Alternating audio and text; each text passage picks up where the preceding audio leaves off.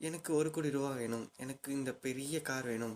எனக்கு நிம்மதியான ஒரு வாழ்க்கை வேணும். இப்படிலாம் நீங்க கேட்டுட்டு இருந்தீங்கன்னா, அதெல்லாம் உங்களுக்கு கிடைக்கிறதே இல்ல.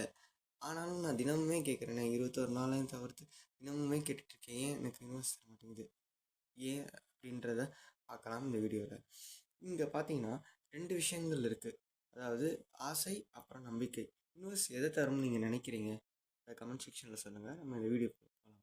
ஸோ யூனிவர்ஸ் நிச்சயமா உங்களோட ஆசை என்னவோ அத தரவே போறதில்ல.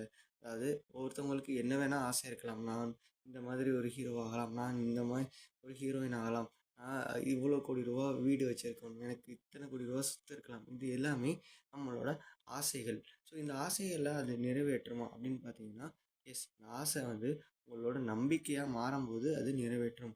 உங்கனால இது முடியும் அப்படின்றது வந்து உங்களுக்கு நம்பிக்கை இருக்காது. அதாவது சப்கான்ஷியஸ்ல வந்து உங்களுக்கு என்னவா இருக்கும் அப்படின்னு பார்த்தீங்கன்னா, உங்களோட ஆசைகள் ஆசையாவே இருக்க போகுது. அத நம்பிக்கையா மாத்துனீங்கன்னா, அது நிச்சயமா கிடைக்கும். அதுக்கு நீங்க என்ன பண்ணணும் அப்படின்னு பார்த்தீங்கன்னா, உங்களோட சின்ன வயசுலேருந்து பார்த்தீங்கன்னா, இதெல்லாம் உங்களால முடியவே முடியாது அப்படின்றது தான் உங்களோட மனசுல டெவலப் ஆயிருக்கும். அத நீங்க அழிக்கிறதுக்கு ஒரு நம்பிக்கைய எடுத்துட்டு வரணும். அந்த நம்பிக்கைய தான் பிரபஞ்சம் காது கொடுத்து கேட்டுட்டு இருக்கும். அந்த நம்பிக்கை உங்களுக்கு நிச்சயமா அது நிறைவேறும் அப்படின்றது தான் இந்த செல்ஃப் பிலீவ் வெர்சஸ் டிசையர் அப்படின்ற விஷயத்தில் நம்ம பார்த்துருக்கோம்.